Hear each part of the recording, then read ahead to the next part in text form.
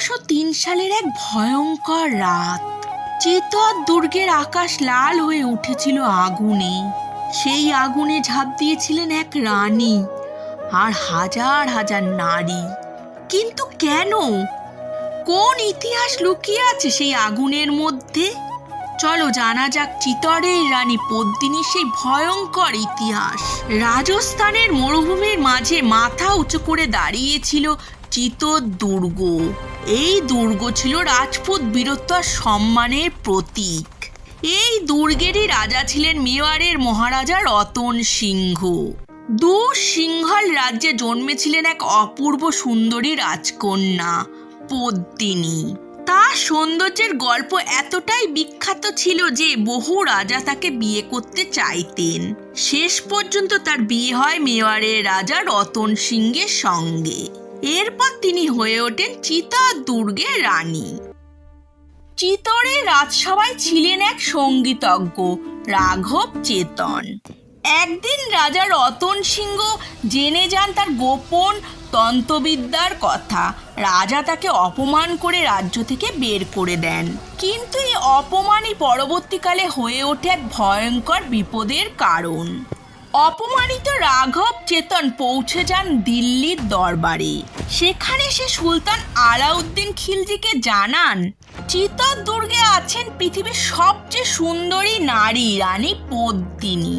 এই কথা শুনে খিলজির মনে জন্ম নেয় এক বিপজ্জনক লোভ। পর বিশাল সেনাবাহিনী নিয়ে আলাউদ্দিন খিলজি আক্রমণ করে চিতোর দুর্গ চারদিক থেকে ঘিরে ফেলে তার সৈন্যরা। কিন্তু চিতোরের রাজপুত যোদ্ধারা প্রাণপণ লড়াই চালিয়ে যায়। এক সময় খিলজি রানী পদ্মিনীকে দেখার ইচ্ছা প্রকাশ করলে কৌশলে তাকে দেখানো হয় শুধু আয়নায় রানীর প্রতিফলন।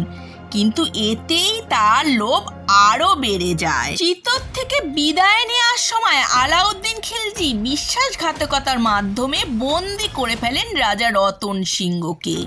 এই খবর পৌঁছাতেই চিতোর দুর্গে নেমে আসে আতঙ্ক।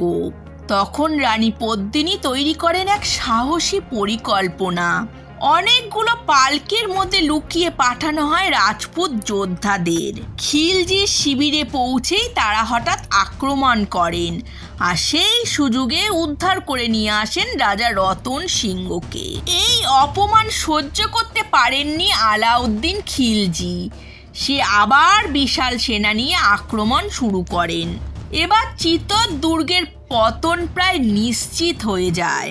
তখন রানী পদ্মিনী বুঝলেন দুর্গ পতন হলে শত্রুরা নারীদের অপমান করবে, আর সেই অপমানের চেয়ে মৃত্যু অনেক বেশি সম্মানে। রানী পদ্মিনীর নেতৃত্বে হাজার হাজার নারী জড়ো হলেন। চিতোর দুর্গের ভেতরে জ্বলে উঠল বিশাল অগ্নিকুণ্ড। তারপর সম্মান রক্ষার জন্য তারা আগুনে ঝাঁপ দিলেন। নারীরা জহর করার পর রাজপুত যোদ্ধারা কেশরিয়া বস্ত্র পরে বেরিয়ে পড়েন শেষ যুদ্ধের জন্য। এই যুদ্ধকে বলা হয় সাকা, যেখানে তারা জানতেন তারা আর কখনো জীবিত ফিরবেন না। সেই রাতেই শেষ হয়ে যায় চিতোরের এক অধ্যায়। কিন্তু আজও ইতিহাসবিদদের মধ্যে একটি বড় রহস্য রয়ে গেছে। রানী পদ্মিনী কি সত্যিই ছিলেন, নাকি তিনি শুধু ইতিহাসের এক কিংবদন্তি? নমস্কার।